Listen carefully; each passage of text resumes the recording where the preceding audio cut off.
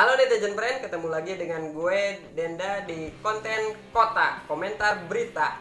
Jadi di video kali ini gue akan membawakan berita hangat hari ini ya, tepatnya di tanggal 30 Agustus 2020. Dan sebelum lanjut nonton videonya, kalian silahkan klik subscribe dan jangan lupa nyalakan lonceng notifikasinya biar kalian gak ketinggalan kalau kita upload video selanjutnya. Oke, tanpa lama-lama lagi kita langsung baca berita pertama. Tokoh bangsa Amin Rais. Amin Rais pecah kongsi Matahari Putih via PAN Reformasi.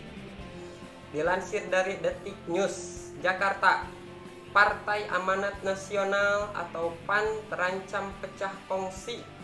Politikus senior Amin Rais sekaligus pendiri partai berlambang Matahari Putih ini memutuskan membentuk partai baru, yakni PAN Reformasi. Loyalis Amin Rais Agung Mozin mengatakan pembentukan partai baru kini dalam proses, termasuk nama. Ada puluhan nama yang diusulkan, namun yang menguat adalah PAN Reformasi.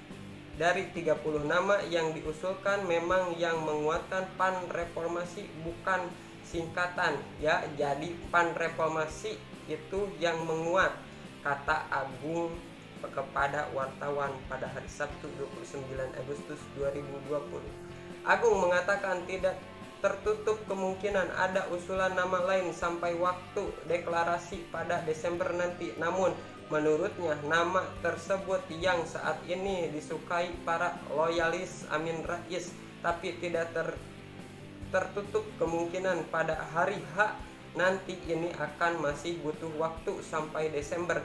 Siapa tahu di tengah jalan ada masukan yang jauh lebih bagus ya, bisa saja kita memutuskan lain, tapi hari ini PAN Reformasi sangat disukai oleh orang-orang, ujarnya.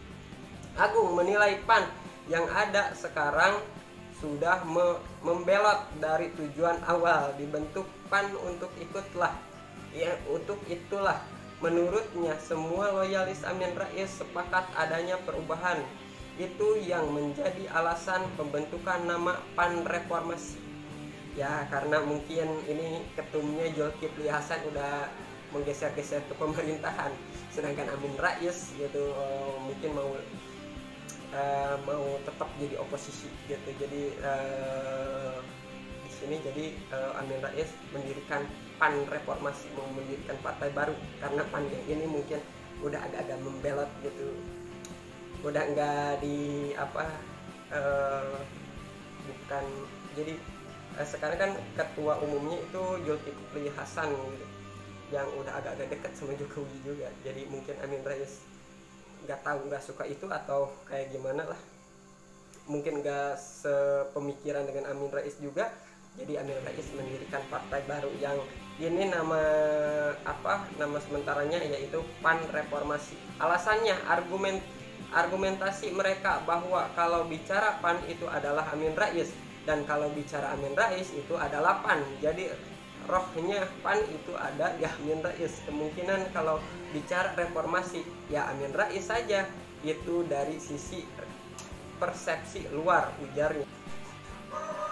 Oke, kita lanjutkan ke berita ketiga, dilansir dari kompas.com. Hari ini pengumuman kartu prakerja gelombang kelima. Apa langkah selanjutnya?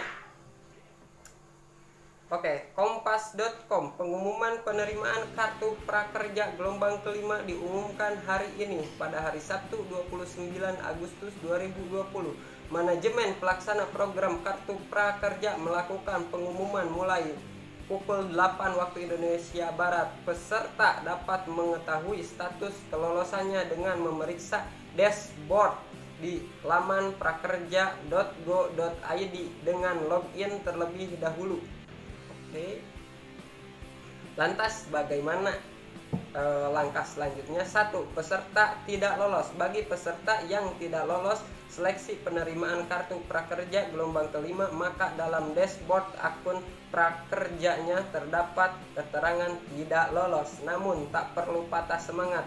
Peserta yang tidak lolos kartu prakerja gelombang kelima dapat memanfaatkan gelombang berikutnya. Untuk mereka yang nantinya belum lolos seleksi gelombang kelima, bisa langsung ikut mendaftar di gelombang ke-6 tanpa harus mengulangi proses pengisian data dari awal, ujar Head of Communication Management pelaksana program kartu prakerja Loisa Tuhatu, namanya ribet banget anjir.